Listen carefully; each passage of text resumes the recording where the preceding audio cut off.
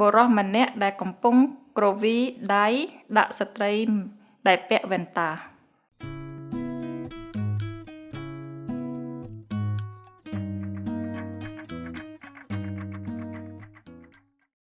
Bonjour et bienvenue sur la chaîne de Vernet Cognition.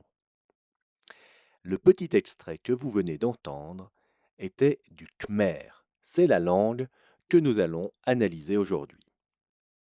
Le Khmer, aussi appelé cambodgien, est la langue nationale du Cambodge.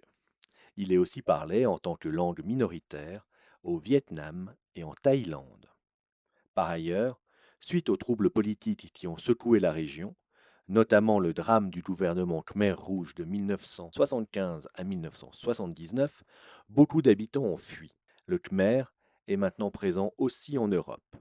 Le nombre total de locuteurs est d'environ 16 millions. Le Khmer est une langue très éloignée du français.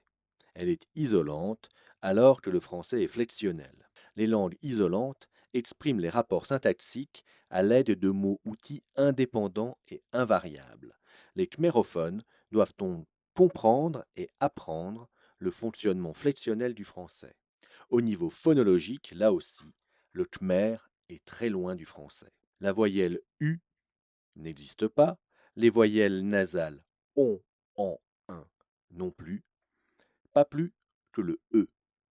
En revanche, le khmer possède deux i différents, ce qui ne pose pas de problème pour l'apprentissage du français, mais que nous peinons à nous représenter. Dans les consonnes, le R standard n'existe pas, mais il est remplacé par un R roulé qui fait très bien l'affaire. Les consonnes ch et je ne sont pas présentes. Les locuteurs les remplacent souvent par s et z. La consonne f n'est pas non plus présente. Il faut donc travailler beaucoup la phonologie française, tant en perception qu'en production. Par exemple, cette confusion entre le ch et le s entraîne non seulement des problèmes d'expression et de compréhension, mais aussi des problèmes de transcription. Les syllabes en khmer ne se terminent jamais par un groupe de consonnes. Or, cela arrive souvent en français, comme par exemple dans le mot reste. Les khmérophones auront tendance à réduire le groupe final à une seule consonne, ou alors à y insérer une voyelle. La langue khmer est de type sujet-verbe-objet comme le français. En revanche, les verbes sont invariables. Les temps sont indiqués par des marqueurs indépendants ou alors par des adverbes comme hier, maintenant ou demain. Sans indication supplémentaire, le verbe est considéré comme étant au présent.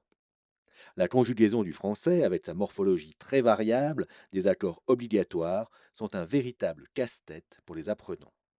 Les pronoms aussi sont variables en français, comme le il qui devient le ou lui suivant le contexte. Et cela semble bien exotique aux locuteurs khmer. Les substantifs en cambodgien ne sont pas genrés et les articles n'existent pas. Le khmer n'est pas une langue tonale. Néanmoins, des aspects tonaux se sont développés dans le dialecte de Phnom Penh. Au niveau de la transcription, l'écriture se fait avec l'alpha-syllabaire khmer. Il s'agit d'une transcription située à mi-chemin entre une transcription syllabique et une transcription alphabétique. Les signes représentent des syllabes dotées d'une voyelle, avec des signes annexes pour remplacer ou supprimer cette voyelle par défaut.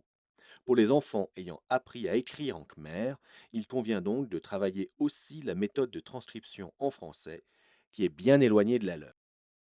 En résumé, la langue khmer, isolante, est très éloignée du français. Il y a donc beaucoup d'éléments à prendre en compte. La phonologie est très différente.